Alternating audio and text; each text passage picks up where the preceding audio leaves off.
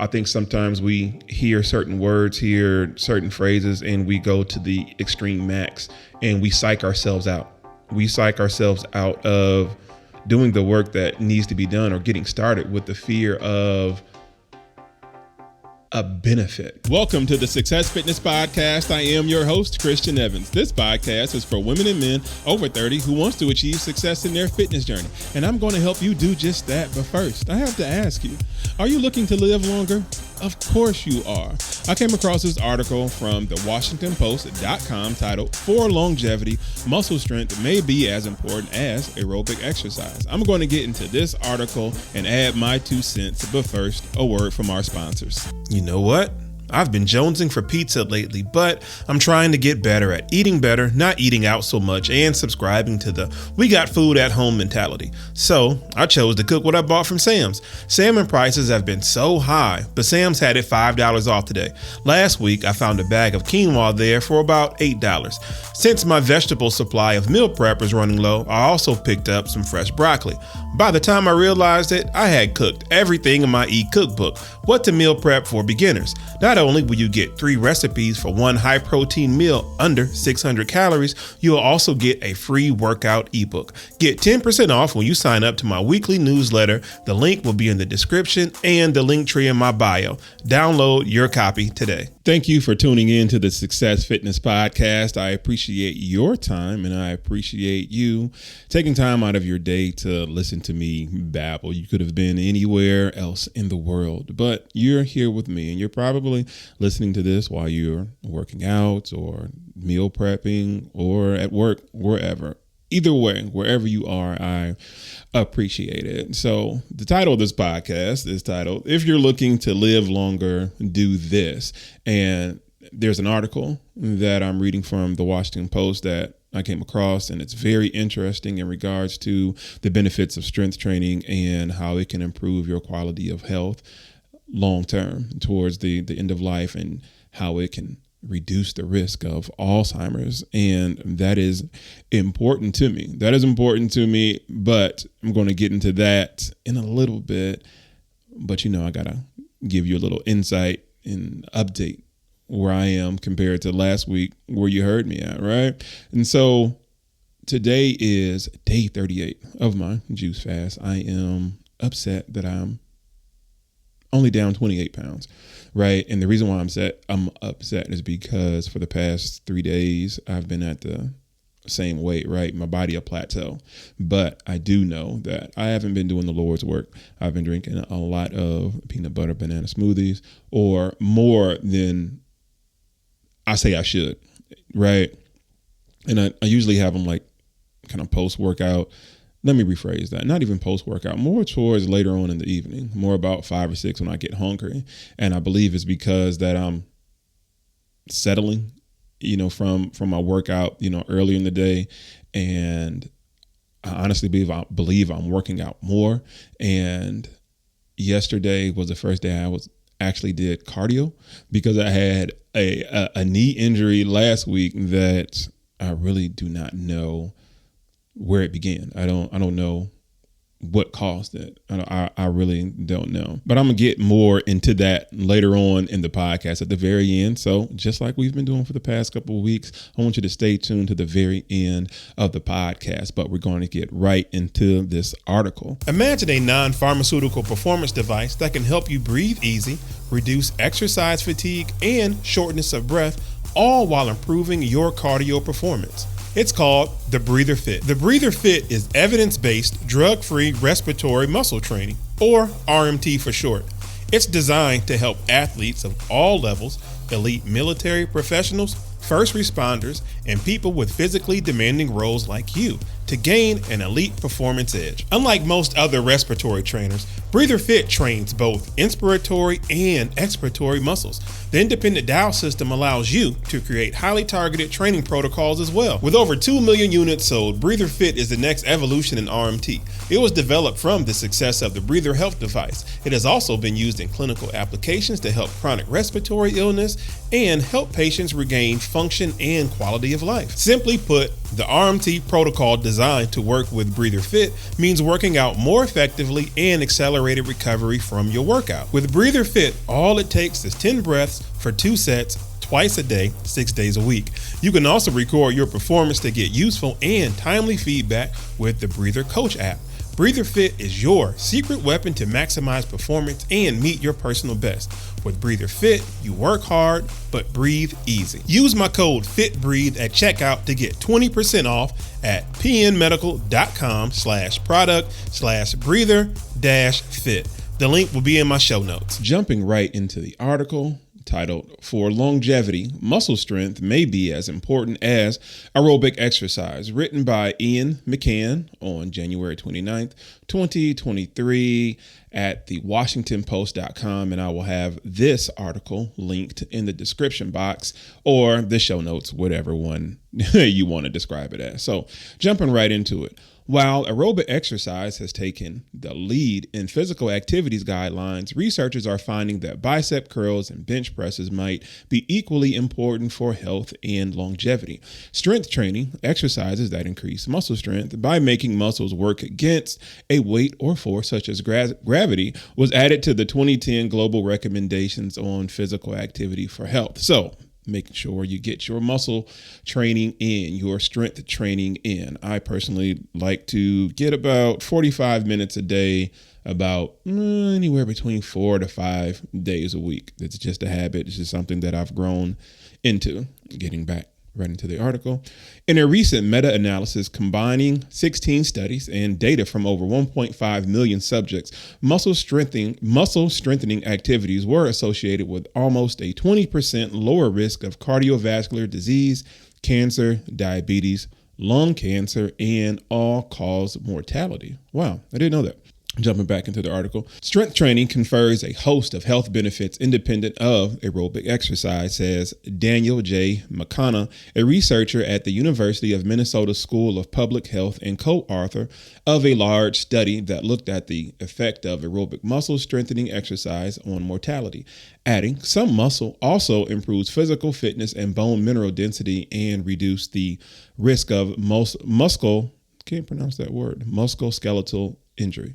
And so you know how you may be one who may be on the fence about strength training, muscle training, because you may, think that it's just too much. Or if you're a woman, you may think that you're going to look too bulky. That comes with like years and years and years of strictly direct heavy training, supplements, and a whole array of things. But this is just talking about muscle training just in general, not just full out competing for bodybuilding or anything like that. No.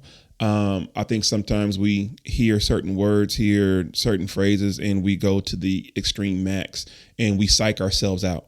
We psych ourselves out of doing the work that needs to be done or getting started with the fear of a benefit in the long run. I mean, if your body looks good as far as shape wise, muscle strength and everything like that, I mean, that's a plus.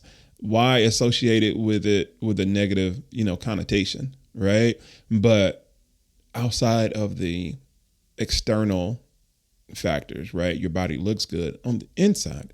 Think about the inside. It improves physical fitness and bone mineral density, right?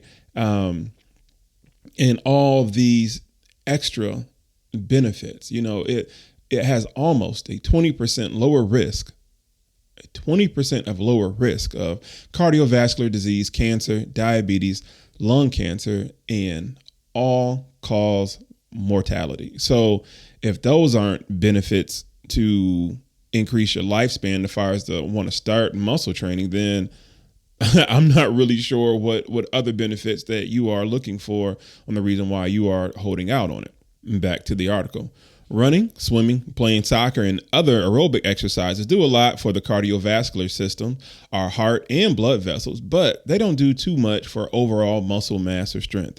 Perhaps most important for health, studies have found that strength training improves the body's response to insulin and therefore leads to better control of blood sugar after meals, which means a reduced risk of diabetes or insulin resistance, conditions that can harm the heart and cardiovascular system by thickening the wall and increasing arterial plaque formation. So running, swimming, playing soccer, all these aerobic exercises are cool, but they don't do too much for overall muscle mass or strength. So they're cool in regards to your cardiovascular system. So you got to think about working two systems, right? Think about working two systems in your body in regards to exercise in totality. You have your cardio or your steady state cardio, which works your cardiovascular system. You want to make sure your heart is pumping, the blood is pumping, the blood is flowing through your entire body, getting through from the crown of your head to the sole of your feet, all the blood vessels, the arteries, and everything like that. That's cool. But you also have to take care of your muscles, right? You have to take care of your muscles, and that comes from strength training. That comes from strength training. And again, going back to the article where it says, most important, studies have found that strength training improves the body's response to insulin, therefore leads to a better control of blood sugar after meals. So that's very important. That's very important. Back to the article. Also, emerging evidence shows contracting skeletal muscle produces myokines, which are small strings of amino acids existing between muscles and the rest of the body that can help regulate various metabolic processes conducive to better cardiometabolic health, McConnell says. German researchers last spring reported that by stimulating the skeletal muscle in a certain way, we can make use of this crosstalk and improve health. Because aging and inactivity tends to reduce muscle mass, resistance training is even more crucial for older adults as it helps slow the natural loss of muscle mass with age, McConnell says. Reducing muscle loss with advanced age is crucial to maintaining independence and helping older adults stay active. This also lowers the risk of chronic disease from disability and inactivity. So what I'm getting from this is you need to lift weights. You need to incorporate some type of resistance training into your daily routine, into your daily habit, into your physical fitness, into your workout routine, right? As I'm getting older, I'm learning different things about my body. I'm learning I can't do what I used to do anymore, but I can also do some new things, right? I can also grow and learn. And I'll go back to this podcast that I watched a couple months ago, and a doctor was talking about quality of life for older people at the later stages of life, because she's dealt with so many patients at the end of life, and talked about the quality of life. And if these patients, these people would have incorporated more strength training, or just strength training period, in their day while they were active, is their quality of life where they were at the time would have increased massively. So I keep coming across these type of articles and these type of readings because that kind of sent me down a rabbit hole. I'm like, okay, losing weight is cool, right? Losing weight is cool, and it's great for your heart. We're not supposed to have, so much, weight on us, and it can cause a myriad of different problems, right? From inflammation to disease, all types of things, right?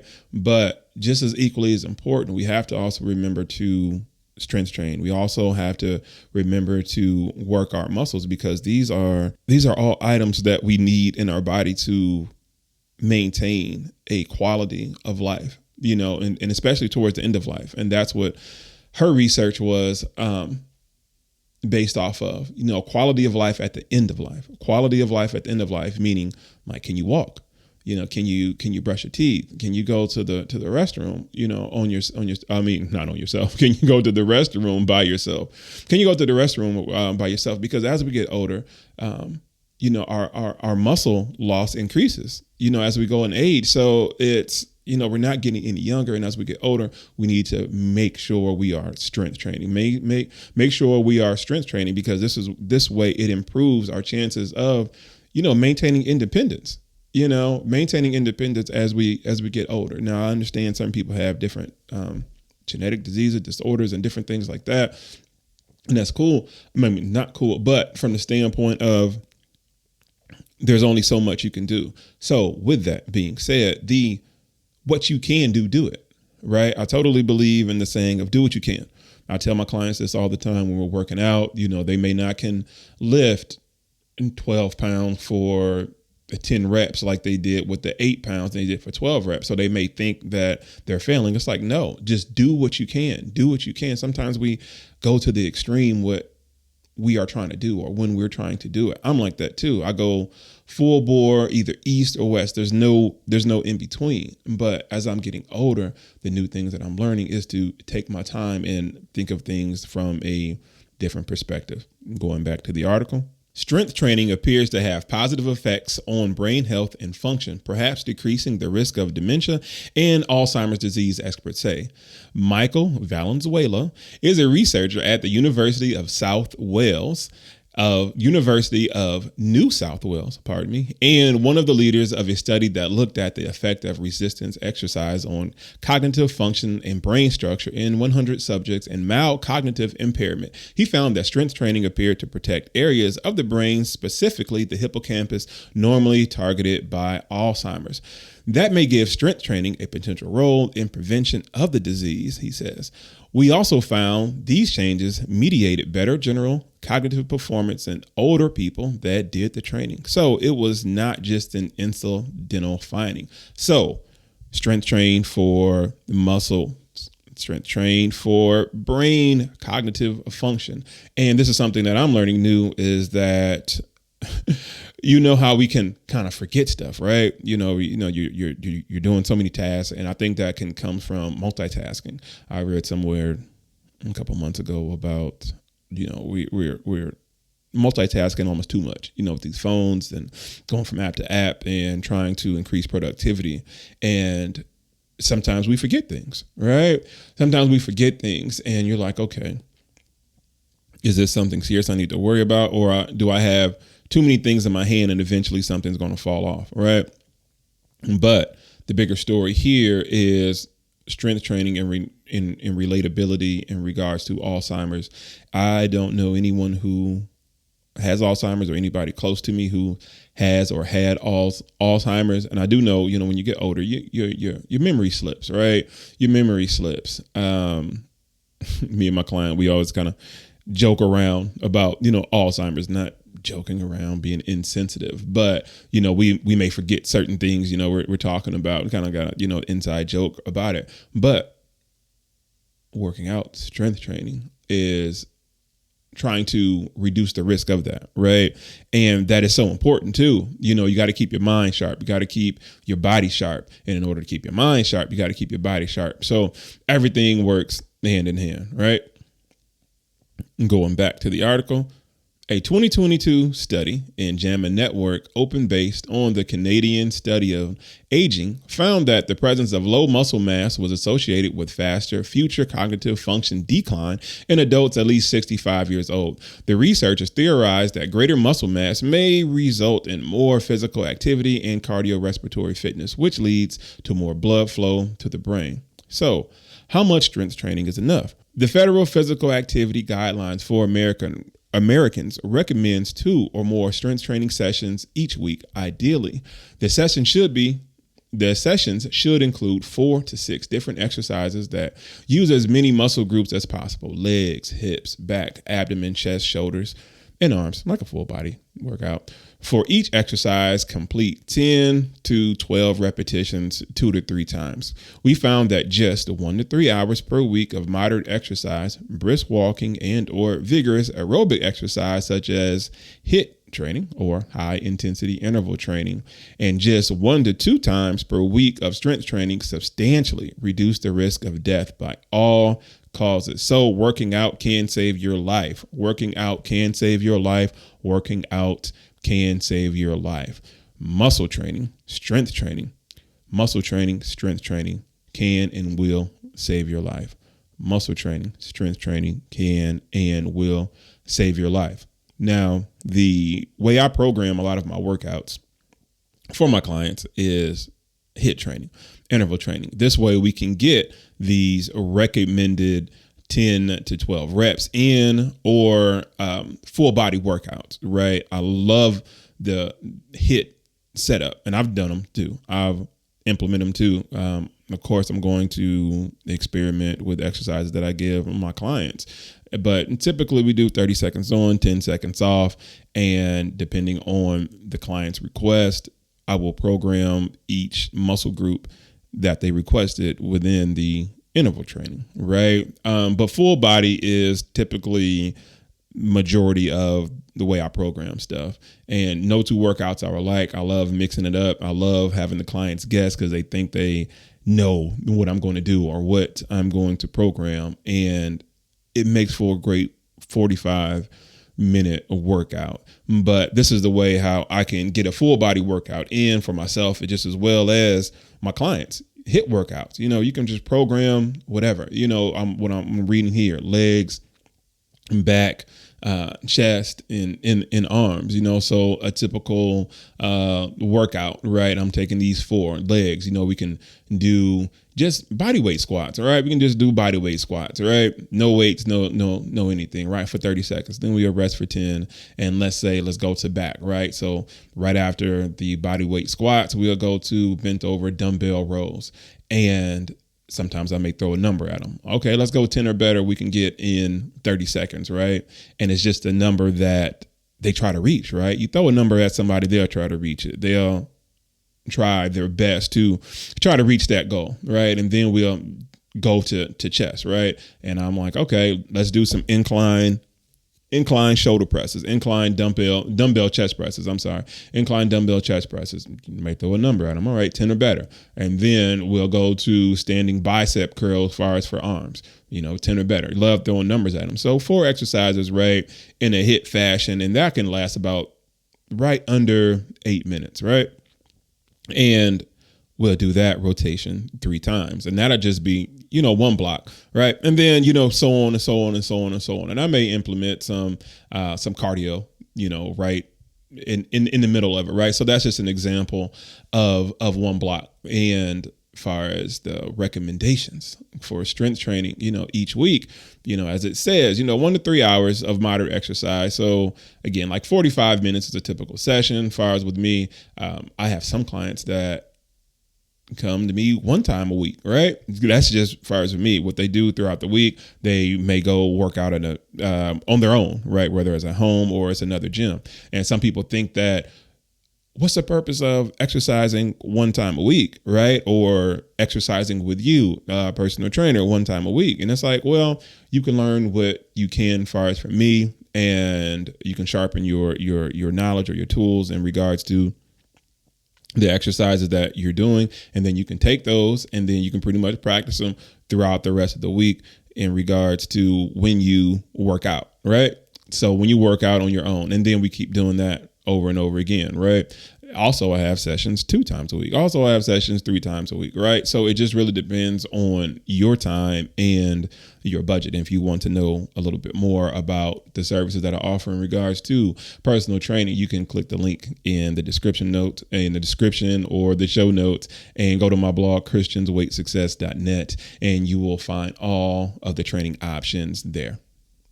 Back to the article. Given that walking to the bus or store counts, most people should be able to get in 60 minutes a week of aerobic exercise, McDonough says. And the 2 sessions of strength training doesn't have to be at the gym, he adds. They can be with any form of resistance, such as gravity, hand weights, resistant bands, or even water bottles or cans from the cupboard or hefty grocery bags. So you can be creative as you want. When I did Zoom group sessions, and I'm still debating if I want to do that again. I just have to get my logistics down. Some people did not have dumbbells or access to dumbbells, and I would say just get 2 water bottles, get 2 canned goods from your cupboard, and we can knock out this workout. And so it's just a way to have a little bit of resistance in their hand.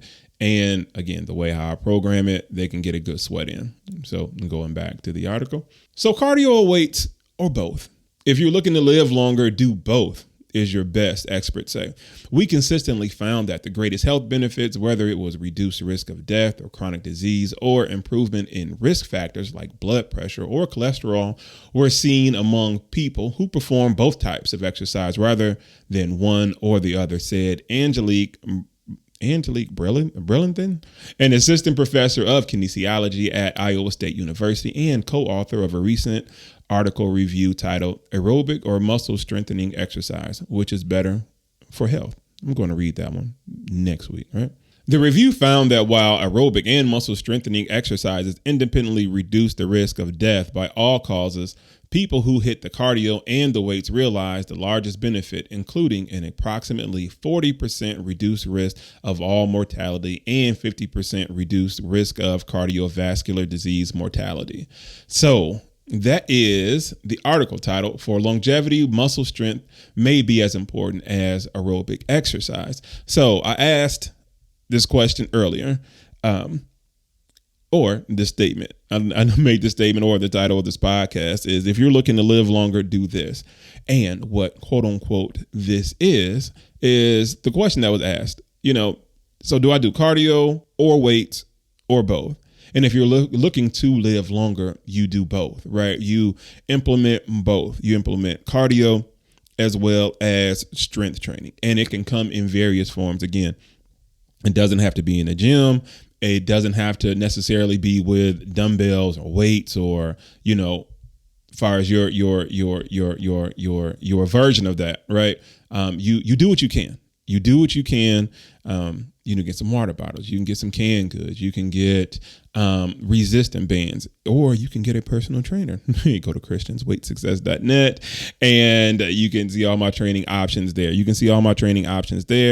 And I also do Zoom workouts, even if you're not here in Peoria, Illinois, where you can get a one-on-one trainer. I can also program workouts. I can also program the workouts for you based off the equipment that you have. But this article really shines a big light on the importance of strength training. As I stated earlier, that podcast or that video from that doctor really sent me down a rabbit hole, opened my eyes when she talked about the quality of life at the end of life and how important that is. And the importance of your quality of life at the end of life is that you don't want to be to a point or get to a point to where you can't walk. You can't do functional things, with your body. Nobody knows what the future holds. So invest now, invest now. And the quality of life at the end of life could have improved if the strength training would have been implemented in their life at this time. Right.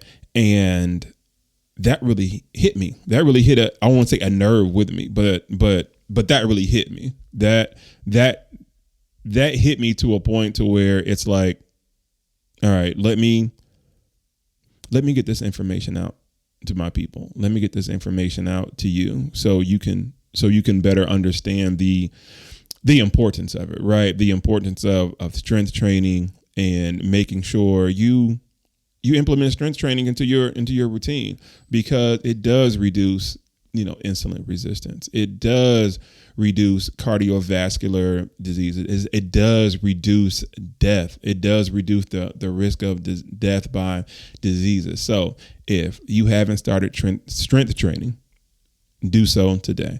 And if you need help with that, feel free to inbox me. Feel free to join my Facebook group, Success Fitness Family, where you can get a lot of motivational from different people working out, from members of my group, whether it's me, whether it's different members of my group posting. That way you can get some more motivation. You can get some more encouragement in order to go forward, in order to go forward with your fitness journey. And if you found inspiration in today's podcast and would like to support, then sign up to my weekly newsletter, the Success Fitness Newsletter. You'll get weekly notifications when this podcast publishes every Sunday at 12 p.m. Central Standard Time. Remember, every Sunday at 12 p.m. Central Standard Time. And you will also get 10% off your order at my merch store, successfitnessstore.com. You will click the link in my show notes and you will get that. You will also get access to my new ebook. It is called How Many Calories Should I Eat? So a lot of people always ask me, don't you hate when people start their spiel? A lot of people ask me, do they really? Do they really? But one of the most frequently asked questions that I get is, how do I lose weight? Right. And my immediate response is, do you know how many calories you're intaking? Right. And majority of the time they say no. So what this ebook does is provide you the resource of where to find your daily caloric intake. So going on any journey without a map or any type of strategy will lead in you being lost or failure. So why would you want to go on your fitness journey without one? So this ebook provides you the resources on where to go, on how to find your daily caloric intake. And once you have your daily caloric intake, I also provide a tracking mechanism, right?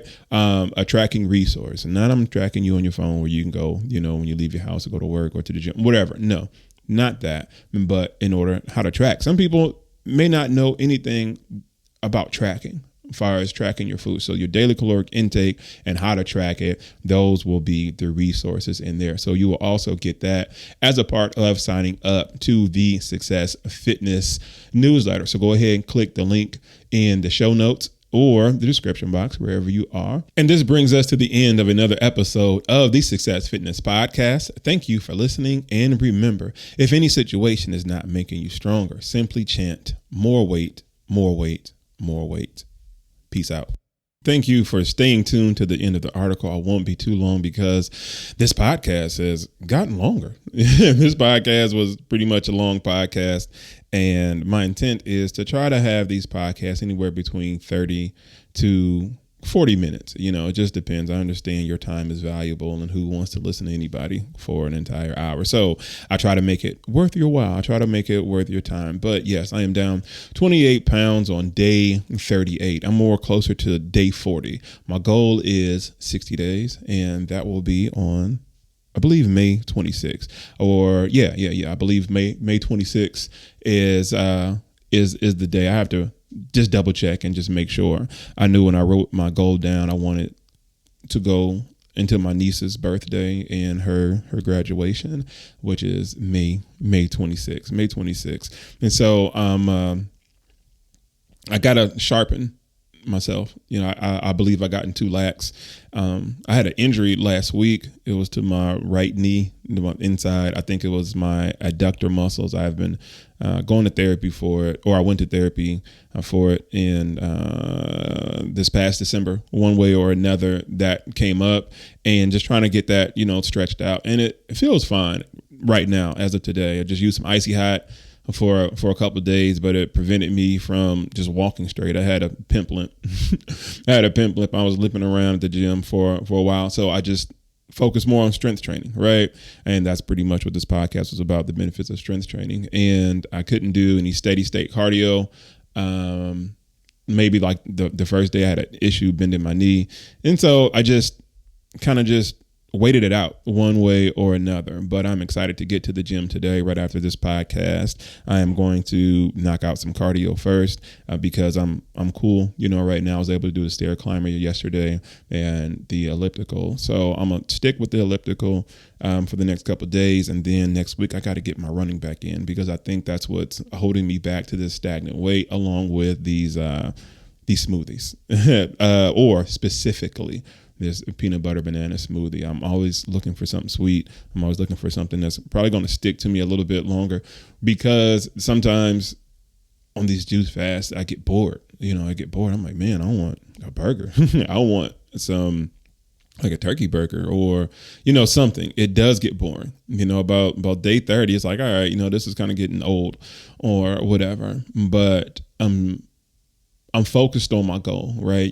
During your journey to get to your goal, sometimes we adjust, and I'm trying to learn not to. What I mean adjust means like, okay, maybe I don't want to lose 60, or maybe I won't lose 60 because that's my overall goal. Maybe I'll just be fine with 35 or 40. It's like, what changed? Why did it change? Is it because you're getting tired? Are you weakening? And that's something that I do not want to be. That's something that I do not want to do. So with that being said, I need to just get refocused. Got to get my water back in. I have been slacking on my water just as well. And I need to get my gallon in, right? My gallon of water in per day. Like right now, I'm just looked over. That's why there was a big pause right there. I'm about 3/4. About 1/3. I'm about 1/3 down of my gallon of water, and it's approximately 8:09 a.m. on Thursday morning. April 20th. And I need to just get this down. So that's the goal for the day. Get this gallon of water down. Second goal, as soon as I finish this podcast, I need to go juice. I have 2 recipes that I'm juicing. I have cantaloupe, grapefruit, cucumber, and I have some green bell peppers. I also have some apples, envy apples, and there's another vegetable that I have that I'm forgetting. I'm not for sure, but I usually try to do at least 1 fruit to 2 vegetables, and I juice in bulk. And I have all of my juicing tutorials, my juicing recipes on my YouTube channel. So again, all that will be in the description box as far as my YouTube channel, the link to there. And this way you can go and look at how I juice. I haven't really done any, say, long form recently, right? The latest long form video I just released was how to chop garlic. And again, go to my YouTube channel, subscribe, leave a comment there. Let me know that you heard this on the Success of Fitness podcast. And again, I want to thank you for tuning in. And hopefully by next week, I can be down at least like 35 pounds. So all week I'm getting ready to go just all in, cardio or as weights, making sure I'm drinking my water, my gallon of water. Honestly, would it be a stretch to say 2 gallons? I've heard people drink 2 gallons. I don't know if that needs to be a challenge for me, but I need to work on getting this flushed out, reduce my peanut butter banana smoothies to maybe once every couple of days. Right. But I love peanut butter. You know it. I love peanut butter.